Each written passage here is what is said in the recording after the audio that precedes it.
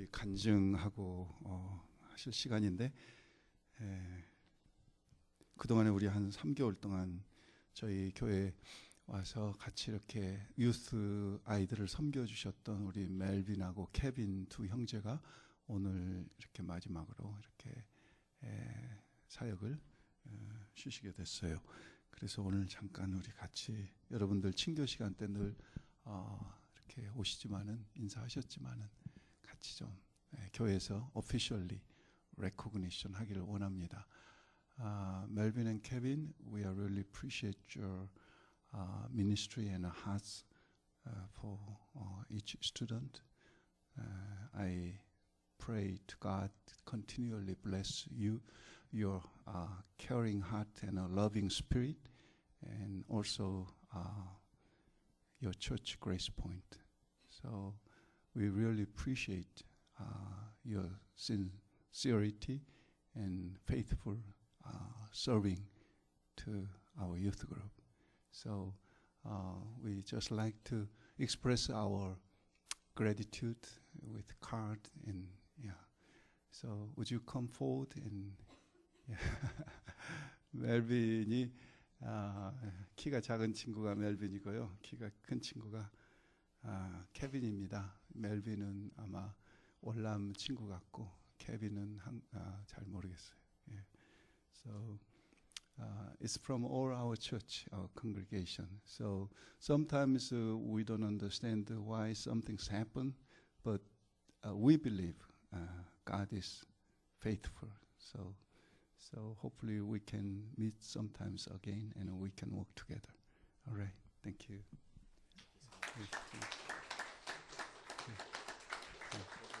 Okay. Thank you, Kevin. You can. Would you like to few comment or share something? So I'm Kevin, for those who may not know me. I'm just really thankful for the opportunity to serve here, Sammy and Joseph. I think time passed by so fast. I think it's been 4 months now, because a little background about me, I finished school in 2012 from Berkeley, and been working for like 2-3 years now, and decided to serve in Inner High for the past 1.5 years. I was at 2 other churches before this one, and I really enjoy what I do, and even after this, I will continue to try my hardest to serve youth, and just really thankful for the opportunity to serve here. Really encouraged to see this church here, True Light. I think you guys have a very good community, and I'm really encouraged to see everyone, and even as we're gone, really thankful for that chance to serve here. Hopefully, we've been a good mentor for you guys, Sammy and Joseph. We can keep in contact. You guys have my email, and I wasn't prepared to on the spot share stuff, but open, you want to say? I just want to say thank you for you guys for the opportunity to serve. I think that is one of the greatest gifts that God gives us, the opportunity to be a part of His story, and just being able to serve the youth here is just a blessing. And I don't feel that we don't feel that we deserve anything, but we just hope that God gets all the glory, because He's the one who deserves everything. And just the last song, Amazing Grace, is just a reminder of that we were all, I myself, we're all blind, but it's God who allowed us to see. So I just wanted to say thank you for the opportunity, and we'll definitely continue praying for this church, for the pastor, and for the youth. And we would like to see a lot more youths here eventually, and that's going to be our prayer for more growth. And we wish all of you the best. So thank you. Thank you. Farewell is already said, but we'll meet again. So, okay. I hope God continually uses you guys a gift for expanding His kingdom. All right. Okay. Okay. God bless you.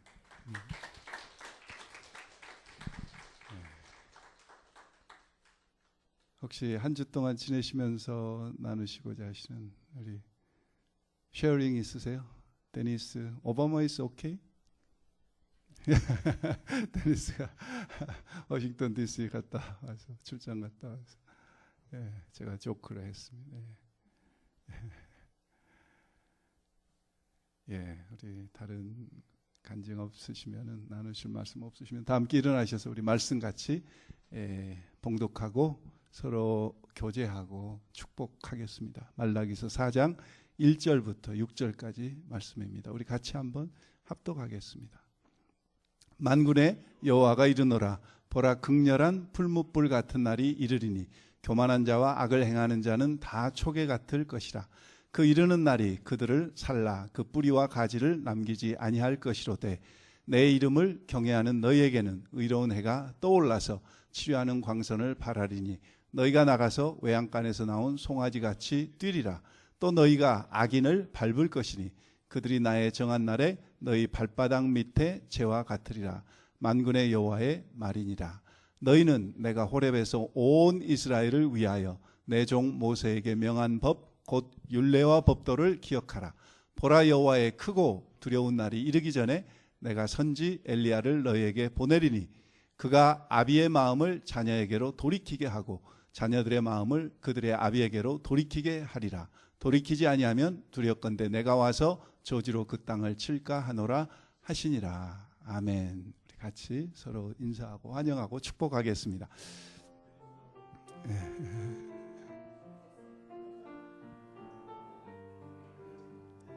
우리 이영수 집사님도 지난주에 이어서 오늘 같이 나오셔서 반갑습니다. 하나님 형상 아름다워라.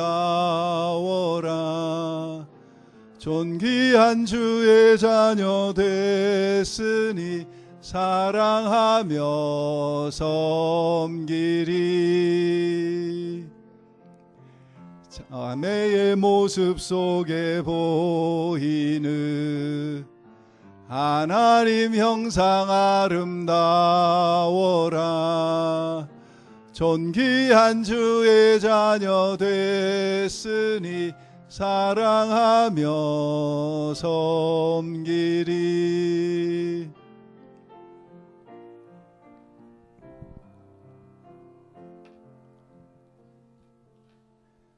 우리 또 여행 가셨던 우리 레이첼 자매님이나 출장 갔던 또 유진, 데니스 이렇게 다 돌아오셔서 건강한 모습으로 반갑습니다.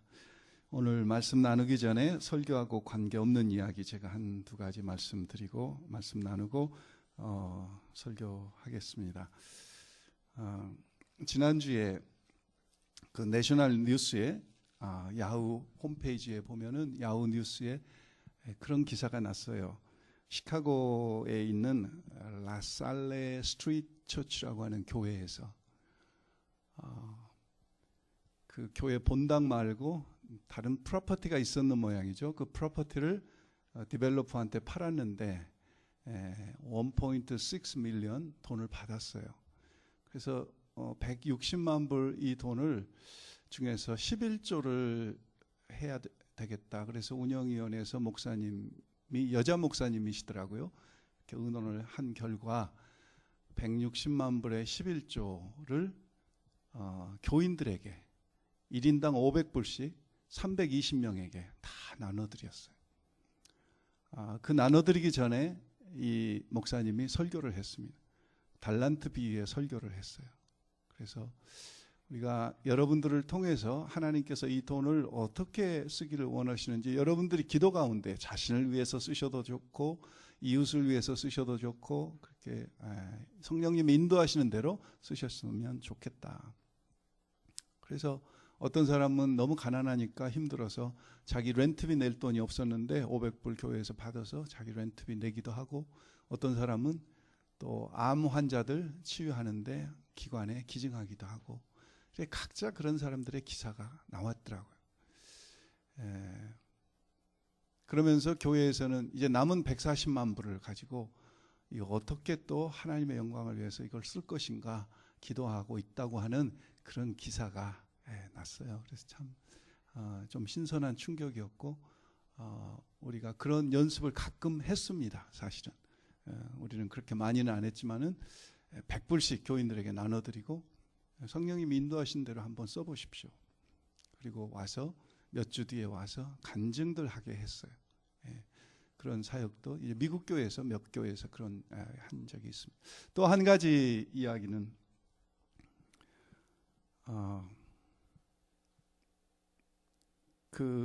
제가 한 20몇 년, 25년 이렇게 사역을 하면서 제일 늘 안타깝고 답답한 게 성도들이 영적으로 자라지 않는 것에 대한 안타까움, 답답함보다도 이 안타까움, 그런 것들이 있었는데, 그것은 내가 할 일이 아니고 씨는 내가 뿌리고 물은 아볼로가 주지만은 자라게 하신 이는 고린도전서 3장에 보면은 하나님이시다 하는 그 말씀대로 여러분들 안 자란 것 같지만은 많은 여러분들 속에 변화가 있습니다.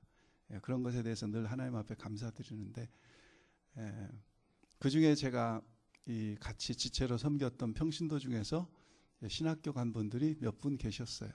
그래서 골든게이트 신학교에 2분 가셔서 2분 다 졸업하시고, 제가 나온 사우스웨스턴 신학교에 2분 가셔서 2분 다 졸업하시고, 그리고 이번에 5번째로 어느 집사님이 사우스웨스턴에 MDiv, Master of Divinity 과정에 억셉트 됐다고 저에게 지난주에 연락이 왔어요. 제가 그분들 신학교 들어갈 때 추천서를 다 써드렸는데 얼마나 감사하든지 다시 한번 그 고린도전서 3장 7절 말씀, 심는 이나 물 주는 이는 아무것도 아니로되 오직 자라게 하시는 이는 하나님 뿐이시니라 하는 그 말씀 다시 묵상하면서 감사드렸습니다. 오늘 말라기는 그동안에 몇 달 동안 말씀 나눴던 이제 마지막입니다.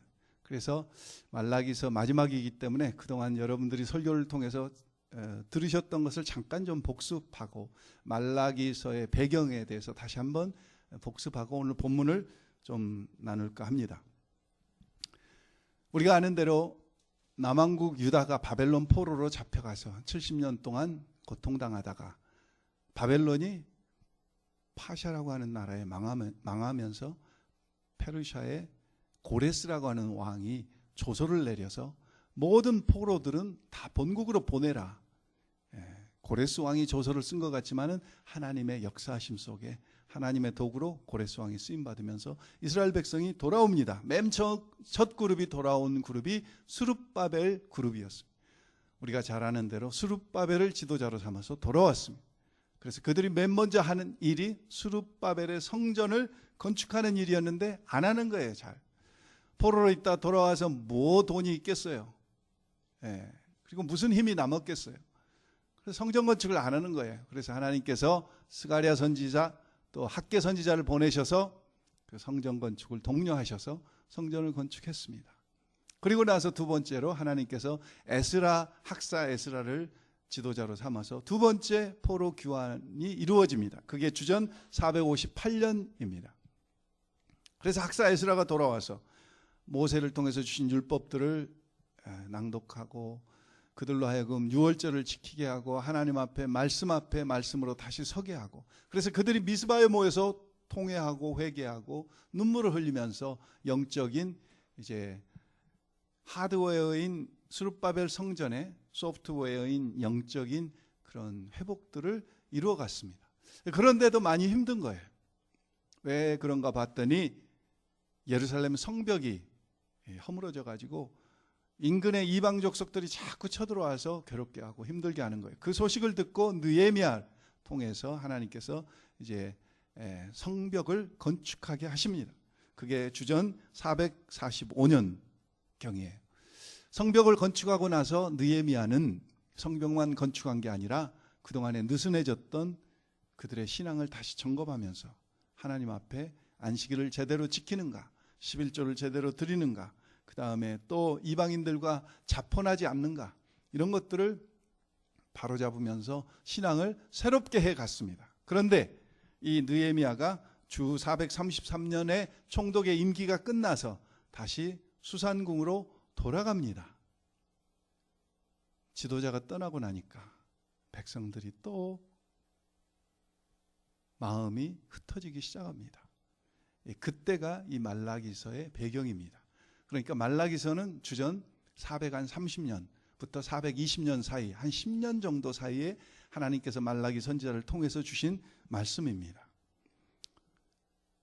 그들이 영적으로 이렇게 흩어지면서 백슬라이딩 하면서 그동안에 잘 지켜왔던 하나님의 말씀도 안 지킵니다. 예배도 대충 드립니다. 건성건성 드립니다. 11조도 그냥 짐승 중에 상한 것, 저는 것, 이게 총독에게 주어도 받지 않을 것, 그런 것들을 갖다가 하나님 앞에 헌물로 드립니다. 제사장들은 극도로 타락해서 돈에 눈이 멀어서 제사장들이 그냥 뭐 말할 수 없이 말라기서 2장에 보면은 제사장들의 타락한 모습들이 나옵니다. 그래서 하나님께서 오직 하셨으면 말라기서 1장 10절에 누군가가 좀 성전문을 닫아버렸으면 좋겠다.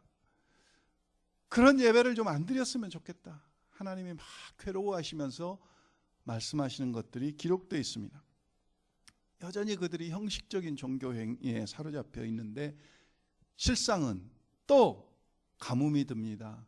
그래서 소출이 적습니다. 포도원에 병충해가 들어서 포도들이 떨어집니다. 먹고 살기가 힘듭니다. 그러면서 도덕적으로 또 윤리적으로 타락하기 시작해서 이방인들과 자폰을 합니다. 깊은 영적 침체기에 이스라엘 백성들이 빠집니다. 어떻게 보면 국가적, 민족적, 총체적 위기입니다. 하나님의 백성으로서의 어떤 정체성을 상실해버렸습니다. 오늘 이 시대의 교회의 모습과 아마 흡사했던 것 같습니다. 그래서 세상과 교회가 구분이 안 됩니다. 세상이 염려하는 교회가 되어버렸어요. 이스라엘 백성들도 구분이 안 돼요. 그러면서 우리가 보아온 대로 말라기서에 보면은 하나님께서 말라기 선지자를 통해서 말씀하심에도 불구하고 말라기서 1장 2절부터 하나님이 우리를 사랑하신다고요? 2절에 어떻게 하나님이 우리를 사랑하셨습니까? 하나님이 사랑하셨다면 우리가 지금 포로에서 놓여서 돌아온 지가 100년이 넘었는데 어떻게 이렇게 살 수 있습니까? 성전도 건축했습니다. 우리도 회개도 해봤습니다. 성벽도 건축했습니다. 11조도 드렸습니다. 예배도 드려봤습니다. 그런데 어떻게 하나님께서 우리에게 이렇게 하실 수가 있습니까?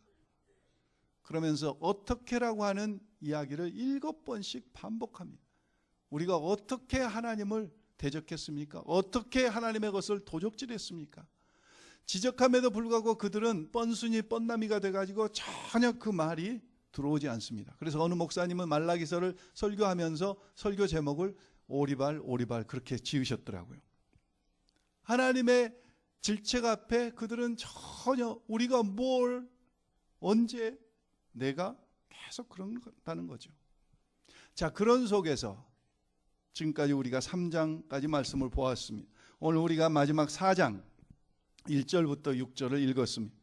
4장 1절이 어떻게 시작됩니까? 만군의 여호와가 이르노라. 만군의, 여러분 말라기서에서 제일 많이 나오는 단어가 무슨 단어예요? 만군의 여호와. 만군의 여호와가 이르노라. 여러분 만군의 여호와라고 하는 말씀이 뜻하고 있는 가장 강조되는 뜻이 무엇일까요? 하나님의 주권. 하나님의 주권. 이 온 우주를 통치하고 다스리고 계시는 만군의 여호와. 창조하시고 주관하시고 다스리고 계시는 만군의 여호와. 절대적인 주권과 그 소브런티를 가지고 계시는 하나님, 그분이 말씀하시는 거예요. 보라, 보라. 뭐라고 말씀하십니까? 1절부터 보면은 1절, 3절, 5절에 반복되는 단어가 있습니다. 무슨 단어가 반복되냐면 1절에 보면은 극렬히 풀무불 같은 무엇이 이르리니? 날이 이르리니. 날에 대해서 말씀하십니다. 3절에도 보면은 정한 날, 정한 날. 또 너희가 악인을 밟을 것이니 그들이 나의 정한 날. 날에 대해서 말씀하셔요.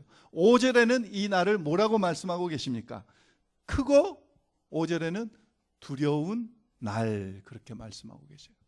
크고 두려운 날, 정하신 날, 풀무불 같은 날, 그 날.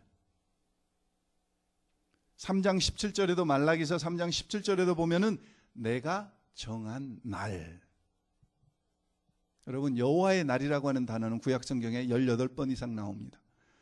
다른 말로는 수없이 나와요. 환난의 날, 심판의 날, 재앙의 날, 진노의 날. 이 여호와의 날이라고 하는 것은 무슨 뜻이 있습니까? 인간 역사에 하나님께서 예수 그리스도를 통해서 직접 개입하셔서 간섭하시겠다고 하는 것이 여호와의 날입니다. 그래서 구약 성경에서 말씀하고 계시는 여호와의 날, 환난의 날, 심판의 날, 진노의 날, 재앙의 날, 이런 날들은 무엇을 뜻합니까? 예수 그리스도의 초림을 뜻합니다. 초림을 뜻해요. 신약 성경에서 말씀하시는 날들은 무엇을 뜻합니까? 예수 그리스도의 재림을 뜻해요. 그래서 오늘 말씀하시는 말라기서에서 말씀하시는 1절, 4장 1절, 3절, 5절에서 말씀하시는 이 날들, 정한 날, 크고 두려운 날, 이 날은 예수 그리스도의 초림을 말씀하고 있습니다. 그런데 왜 예수 그리스도께서 우리에게 나타나시는 그날이 기쁨의 날이 되어야 되는데 그날이 크고 두려운 날이냐, 그거죠. 왜 그날이 두려운 날이냐? 성경 한 두 구절 찾아서 같이 한번 잠깐 읽어보시겠습니다. 누가복음 한번 신약성경 찾아보세요. 누가복음 2장을 찾아보시면은 사가랴라고 하는 사람이 아기 예수를 보고 즐거워하여 기뻐하면서 축복하면서 하는 고백이 누가복음 2장 34절에 나옵니다. 누가복음 2장 34절 같이 한번. 시므온, 사가랴가 아니라 시므온입니다. 시므온이 아기를 안고 하나님을 찬송하여 가로되 28절부터 그렇게 시작되다가 34절에 누가복음 2장 34절에 같이 한번 읽겠습니다. 시므온이 저희에게 축복하고 그 모친 마리아에게 일러 가로되 보라, 이 아이는 이스라엘 중 많은 사람의 패하고 흥함을 위하여 비방을 받는 표적 되기 위하여 세움을 입었고, 사람의 패하고 흥함을 위하여.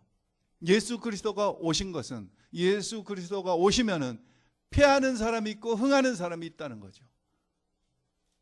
영생을 얻을 사람이 있고 멸망받을 사람이 있다는 거죠. 사망에 이를 사람이 있고 생명에 이를 사람이 있다는 거죠. 그래서 예수 그리스도의 임하심이 크고 두려운 날이라는 거죠. 한 군데 더 찾아보실까요? 고린도후서 2장 16절입니다. 신약성경 고린도후서 2장 16절 말씀 찾아서 같이 한번 읽겠습니다. 고린도후서 2장 16절입니다. 고린도후서 2장 16절 한 절 같이 우리 신약성경 288면에 있습니다. 2장 16절 후서 2장 16절입니다. 같이 한 절만 합독합니다. 이 사람에게는 사망으로조차 사망에 이르는 냄새요, 저 사람에게는 생명으로조차 생명에 이르는 냄새라. 누가 이것을 감당하리요? 그리스도가 오시면은 사망에 이를 사람이 있고 생명에 이를 사람이 있고 사망과 생명이 판이하게 갈린다는 거죠.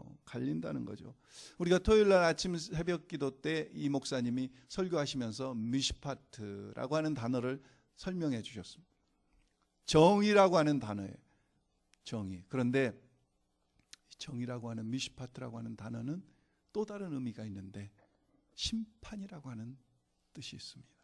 그래서 미슈파트를 정의라고도 번역하기도 하고 심판이라고도 문맥상에 따라서 번역하기도 합니다. 같은 단어인데 예수 그리스도가 오시면은 심판, 공의에 의해서 공의로 하나님의 자녀될 사람이 있고 심판받을 사람이 있다는 거죠. 심판받을 사람. 오늘 생명, 고린도후서 2장에서는 생명과 사망으로 나뉘었고 흥함과 패함으로 누가복음 2장에서는 말씀하고 있습니다.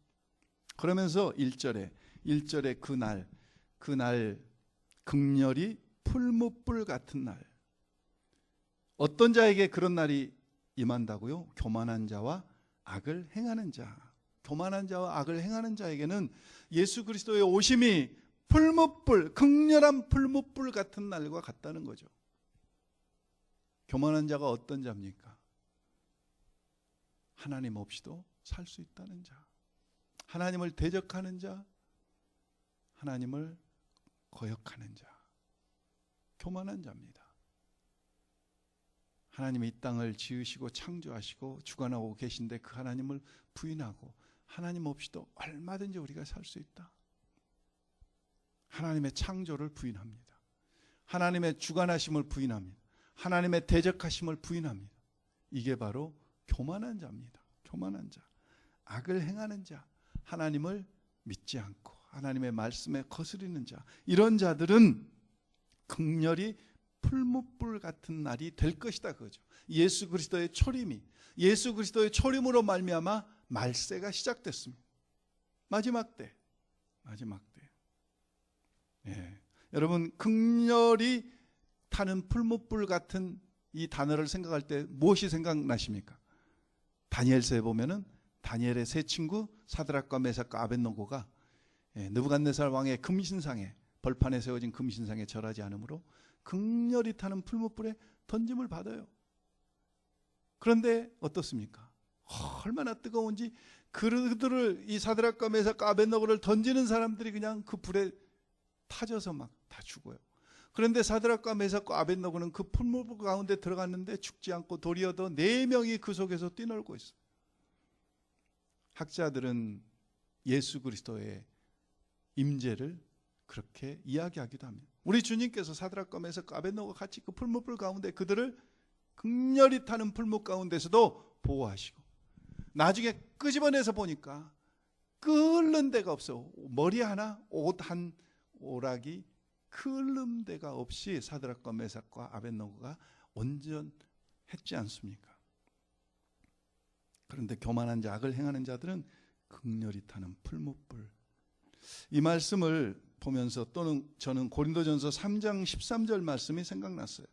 고린도전서 3장 13절에 보면은 이렇게 기록되어 있죠. 각각 공력이 나타날 터인데 그날이 공력을 밝히리니 이는 불로 나타내고 그 불이 각 사람의 공력이 어떠한 것을 시험할 것임이니라.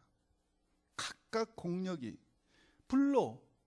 그래서 나무나 집이나 풀은 다 없어지고, 고린도전서 3장입니다. 금이나 은이나 보석은 타지 않고 그대로 남는다.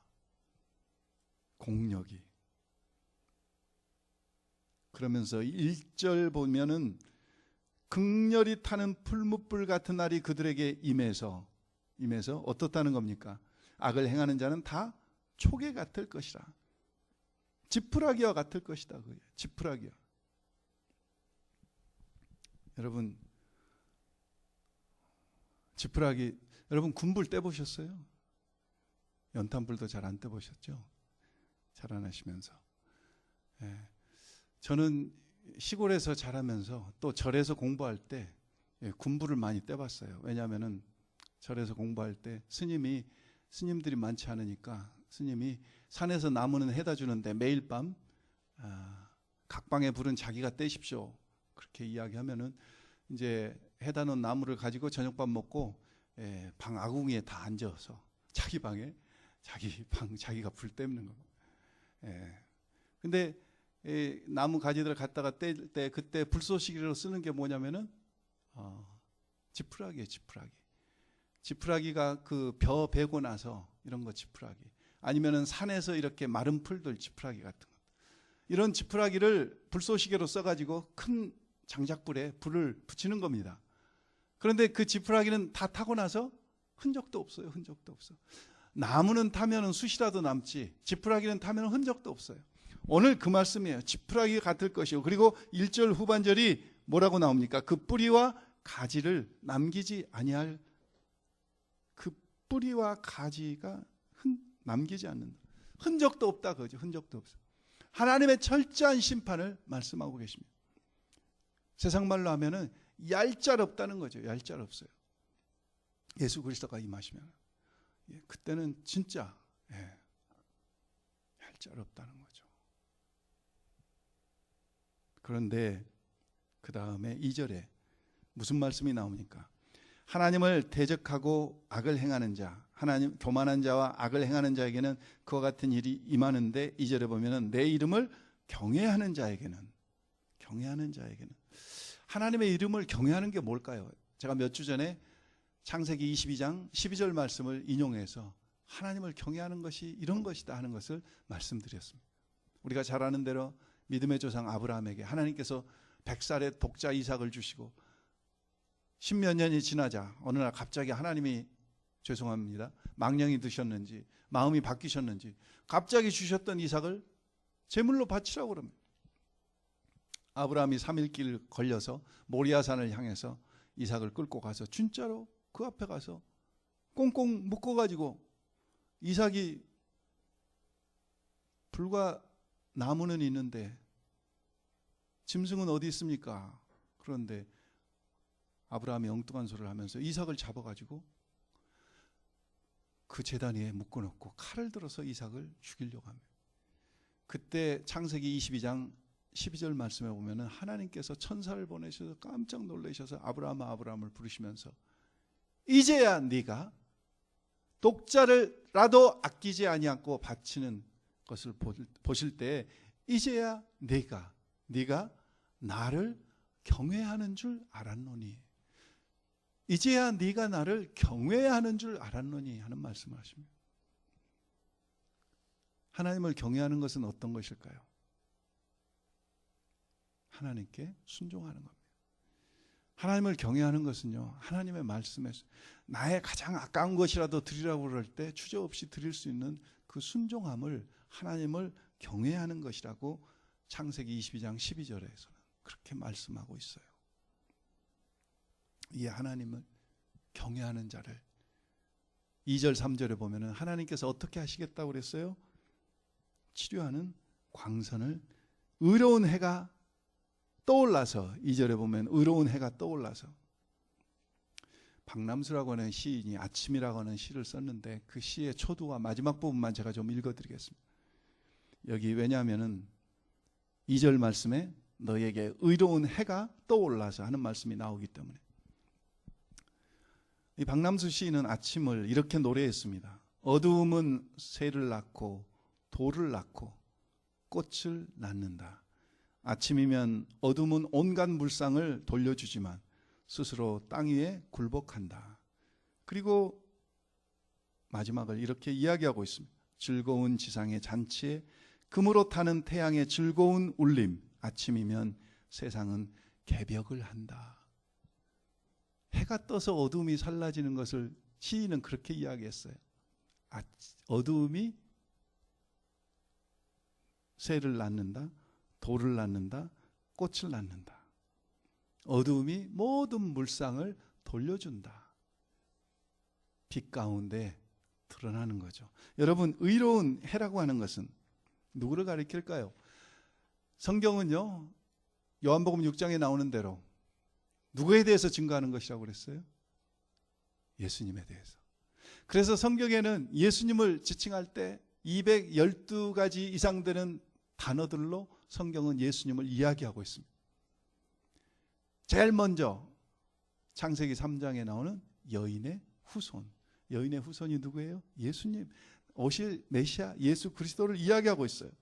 그리고 임마누엘, 큰빛, 참빛, 새벽별, 돋는 해, 세상의 빛. 모사, 전능하신 하나님, 평강의 왕, 계속 이어지는 예수 그리스도에 대한 별칭입니다. 별칭. 오늘 말라기서 4장 오늘 3절에 2절에 말씀하신 의로운 해도 누구를 가리켜요? 예수 그리스도. 의로운 해가 떠올라서 예수 그리스도가 임하시면 하나님의 이름을 경외하는 자들에게는 세 가지 일이 일어난다고 그래요. 세 가지 일이. 첫째는 뭐라고 그랬습니까? 치료의 광선을 바라셔서. 치료의 광선. 광선이라고 하는 단어는 마르페라고 하는 단어는 날개라고 하는 뜻이 있습니다. 그래서 어떤 성경에는 이 치료의 광선이 아니라 치료의 날개라고 번역되기도 했습니다. 그 날개 안에서 치료하시겠다는 거죠. 우리가 찬송가도 그런 찬송가가 있죠. 주 날개 밑 내가 편안히 쉬네 밤 깊고 비바람 몰아쳐도 주의 그 광선 아래 치료의 광선.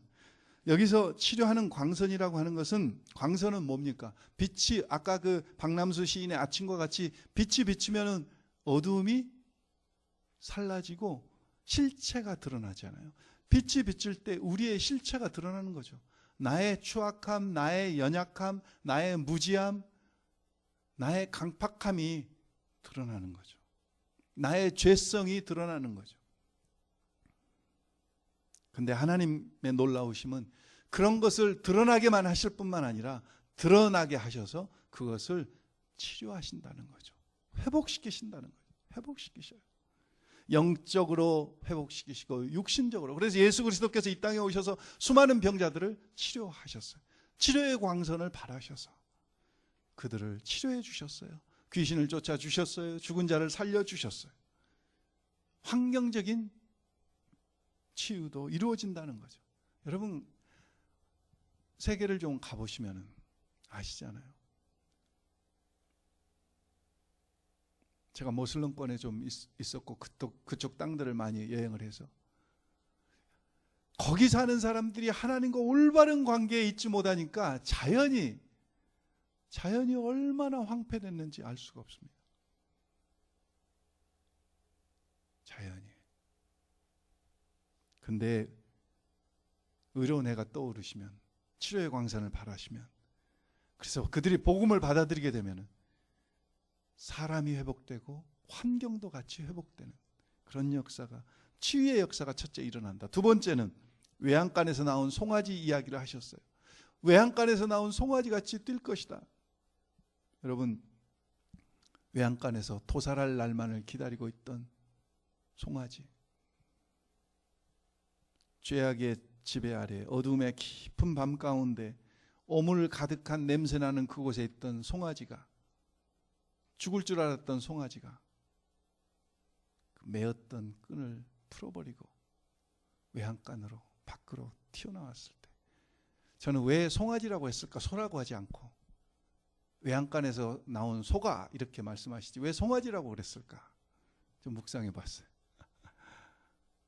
송아지는 코를 안 뚫었어요. 소는 사람도 그러지만은 나이 들어가면은 잘 즐거움과 기쁨을 표현할 줄 몰라요. 그런데 어린아이들은 천방지축입니다. 풀려 나왔을 때 소가 더 잘 뛸까요? 송아지가 더 잘 뛸까요? 송아지는 뭐 고삐도 없겠다 마음껏 뛰는 거죠. 의로운 해가 예수 그리스도가 오시면 우리에게 모든 죄악으로부터 묶임으로부터 어둠과 흑암의 세력으로부터 묶여있는 우리를 자유케 하신다고 그러죠. 그래서 갈라디아서에서는 그것을 노래하고 있잖아요. 우리는 예수 그리스도 안에서 자유함, 진리가 우리를 자유케 했다. 진리가 우리를 자유케. 그래서 예수 그리스도 이외에 어떤 것에도 우리는 매어서 살기를 원치 않는다. 이 자유함, 하나님 안에서만 누릴 수 있는 이 자유함, 얼마나 기쁘겠어요. 치유가 이루어져요. 해방과 감격이 이루어져요. 저는 해방 때 안 났기 때문에 모르지만 1945년 우리나라가 일제 36년 강점기를 벗어나고 해방됐을 때 그 사진이나 필름들 보면은 뭐 난리가 아니잖아요. 서로들 아마 2002년도 월드컵 4강에 올라갔을 때 그 이상으로 아무나 붙잡고 막 얼싸안고 뛰고 네 것 내 것이 없이 서로 나눠 먹고 주고 며칠간을 그렇게 하지 않습니까?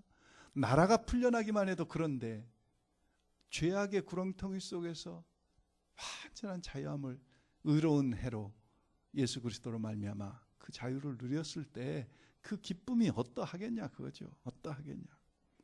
세 번째는 3절에 보면은 어떤 일이 일어난다고요? 또 너희가 악인을 밟을 것이니 그들이 나의 정한 날에 너희 발바닥 밑에 재와 같으리라. 만군의 여호와의 발바닥, 여러분 제 발바닥으로 재 밟아 보셨어요? 느낌이 있으시던가요?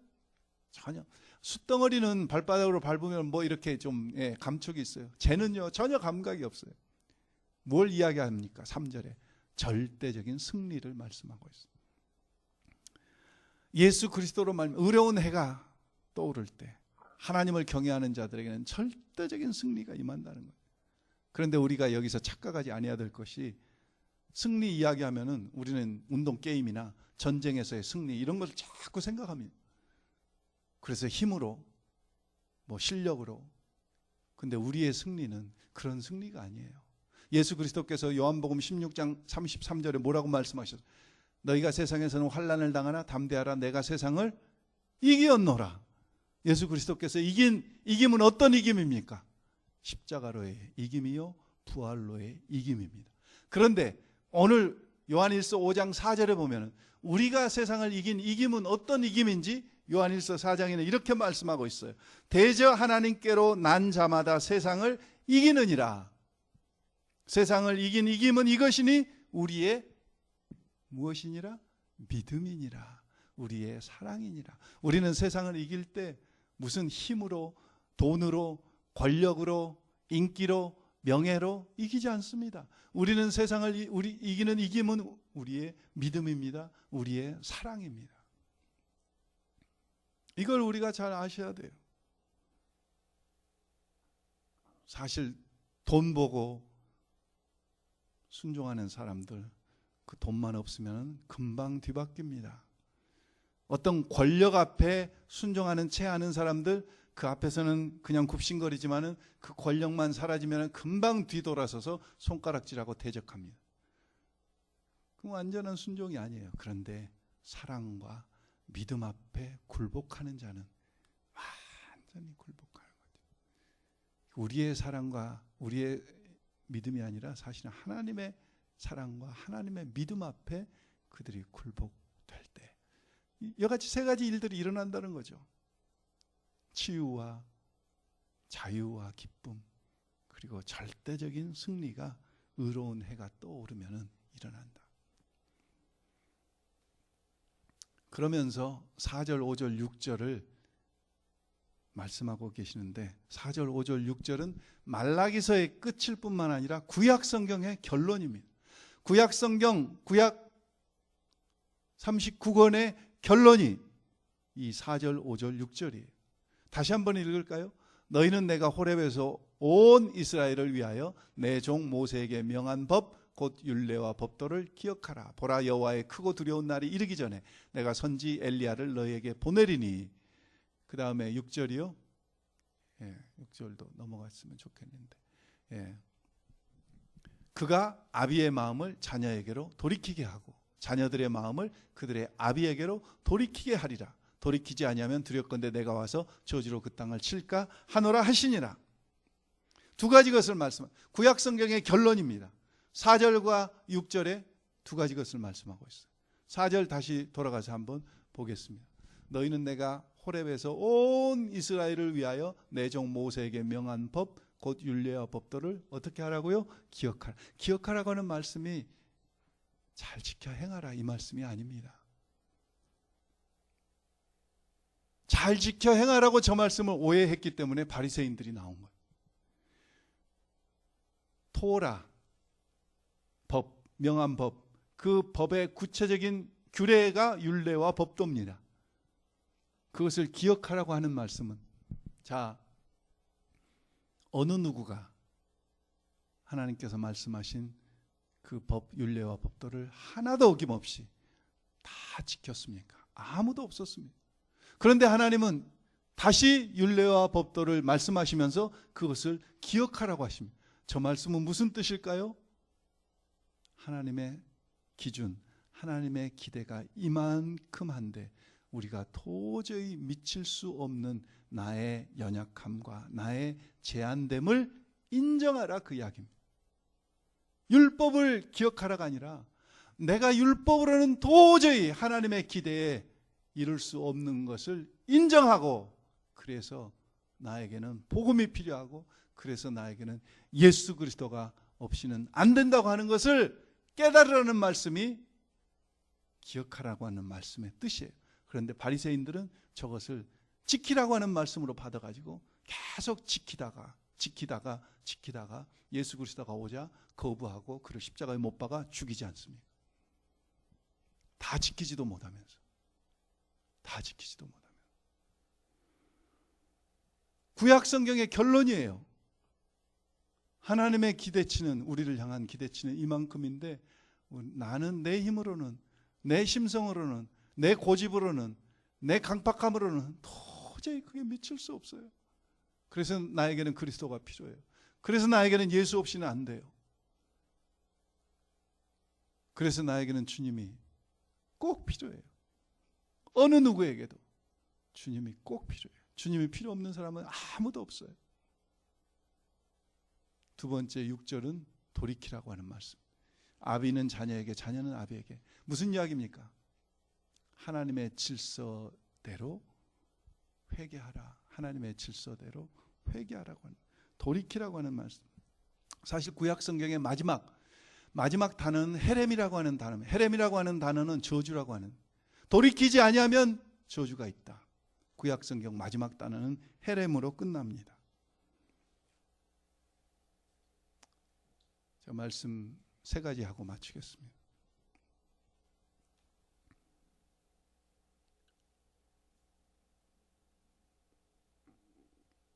돌이키라고 하는 이 말씀.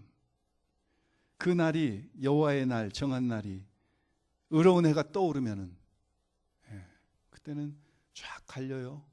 사망과 생명이, 흥하는 자와 패하는 자가 갈려요. 우리는 예수 그리스도를 영접했어요. 5년 전에, 10년 전에, 30년 전에 언제가 영접하셨어요.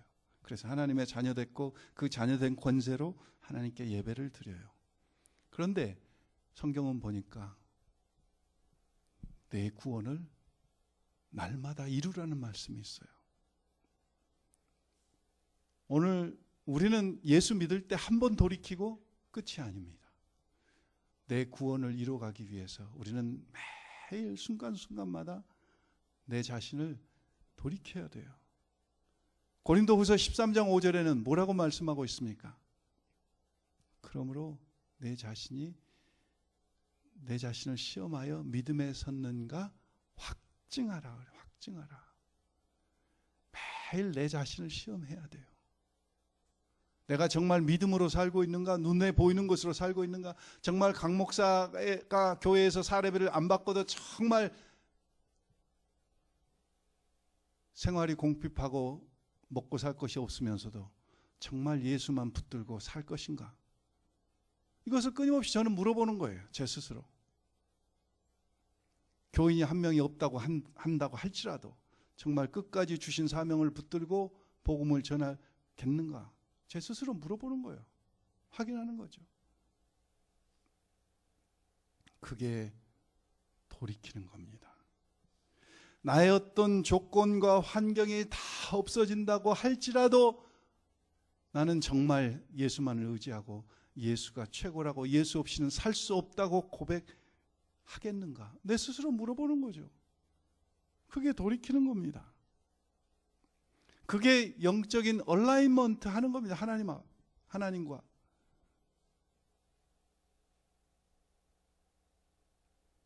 제가 40일 철야 기도를 시작했습니다.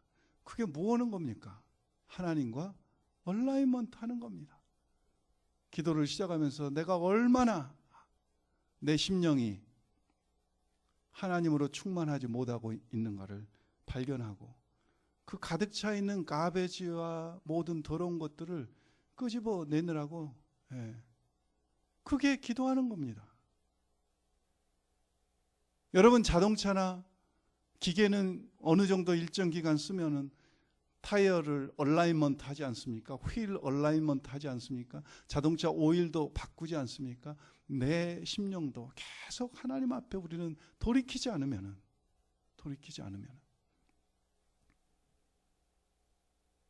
그런데 왜 하나님은, 그러면서 또 한 가지 제가 묵상하다가, 하나님이 이 말씀을 하시고 예수 그리스도가 몇 년 만에 오셨습니까? 430년 만에, 400년 만에 오신 거예요.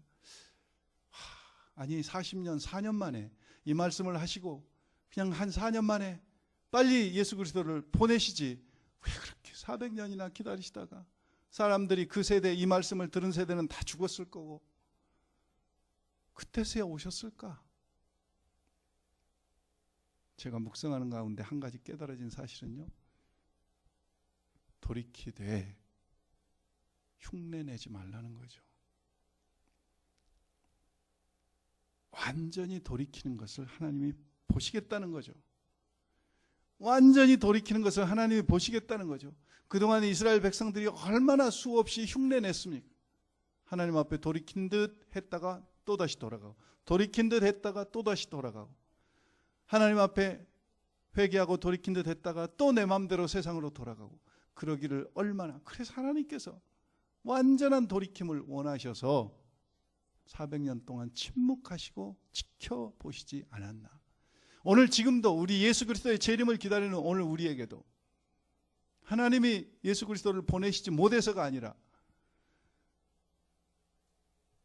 여기 아까 엘리야가 나왔잖아요. 5절에 내가 선지 엘리야를 너희에게 보내리니. 예수 그리스도의 초림 앞에는 누가 있었어요? 엘리야가 있었어요. 마태복음 11장에 보니까 이 엘리야를 예수님께서는 누구라고 말씀하셨어요? 침례 요한이라고 말씀하셨어요.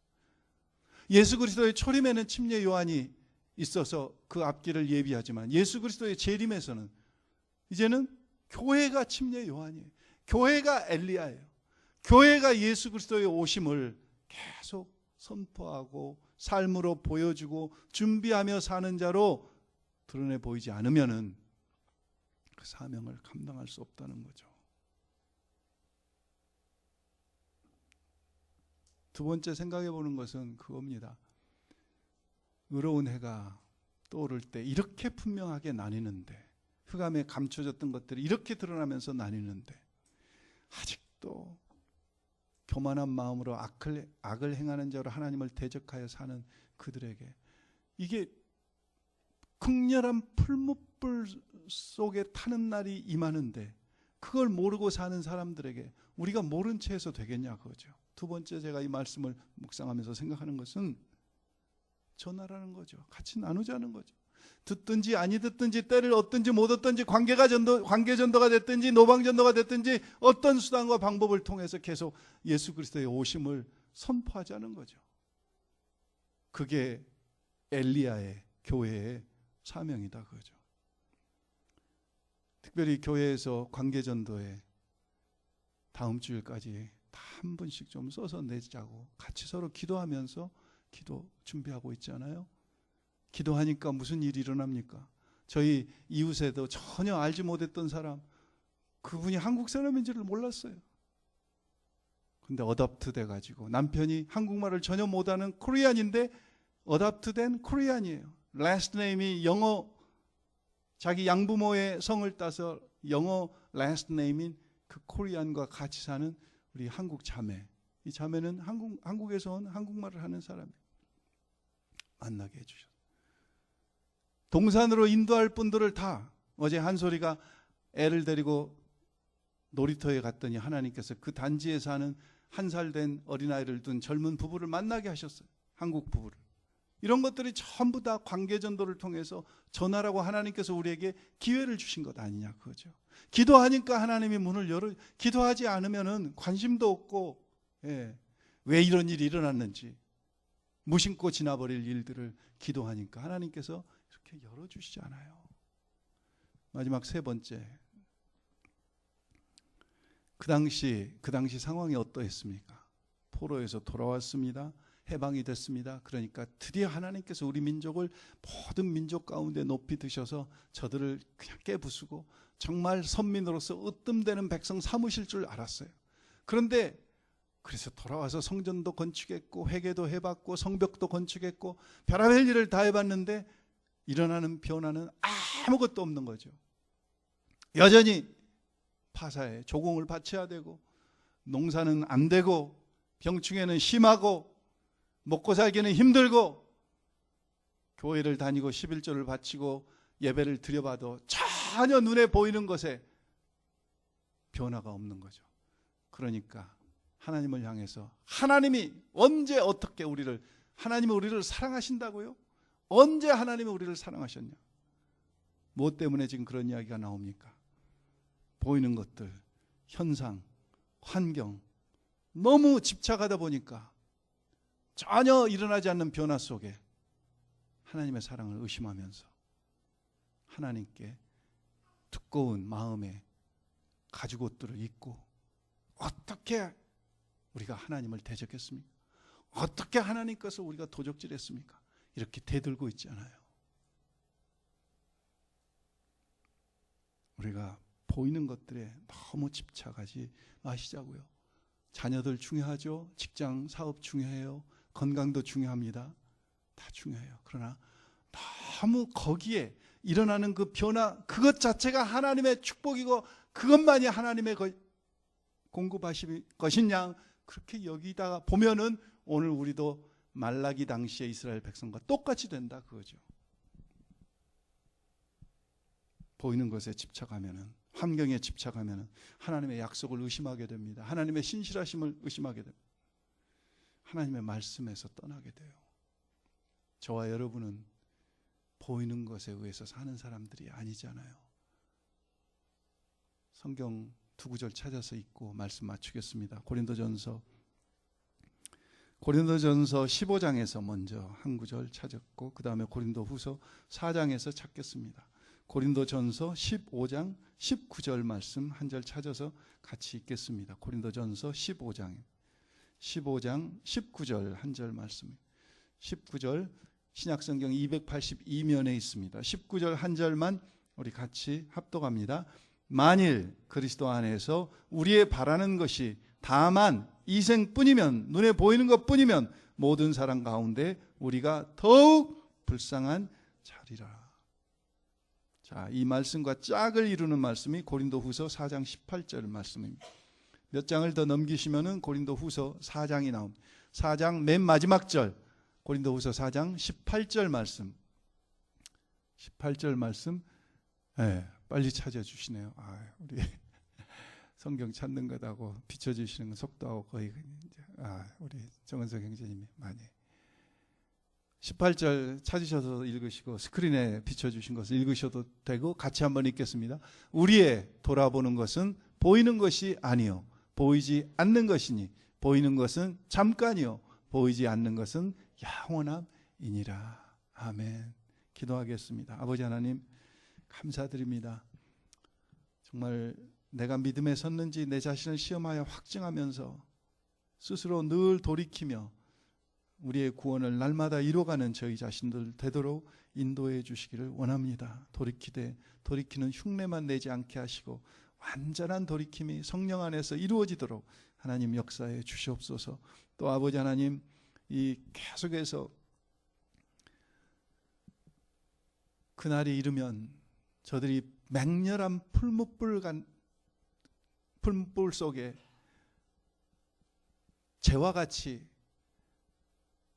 소멸됨을 면치 못할 터인데 주여 아직도 깨닫지 못하고 있는 저들을 향해서 사랑을 가지고 계속해서 전하며 나누는 그런 관계전도가 우리 속에 잘 이루어질 수 있도록 하나님 은혜 베풀어 주시옵소서.